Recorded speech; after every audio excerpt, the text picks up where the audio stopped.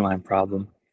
Typical signs are slow drains, bubbling in your toilets or in your sink when you're running water through. Uh, if your shower is just holding water and then eventually goes low, um, toilets, clogging up and then all of a sudden drain after a couple minutes. Things like that are signs of something's going on in your sewer. Um, Definitely call a plumber to get that checked out and get it inspected.